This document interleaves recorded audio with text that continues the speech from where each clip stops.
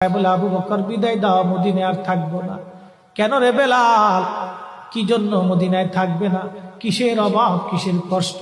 কেউ কি তোমাকে ব্যথা দিয়েছে, না তোমাকে মেরেছে, নাকি তোমার কোনো অভাব আছে? বলো, বাইতুল মাল থেকে মাসিক বেতন দিয়ে দিব।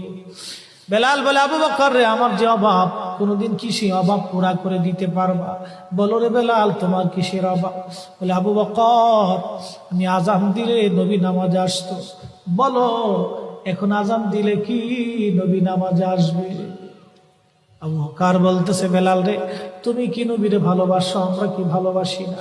বেলাল বলে, আবু বকর, তুমিও ভালোবাসো, আমিও ভালোবাসি। শোনো গো আবু বকর, তোমরা নবীজি রওজা শরীফ দেখলে সহ্য করতে পারো? আমি বেলাল যখন আজান দিয়ে নবী রওজা শরীফের দিকে তাকাই, আমার কলিজা গুলি ফেটে ফেটে আসে। আমি বরদাস্ত করতে পারি না, সহ্য করতে পারি না। মদিনাতে দাঁড়ায়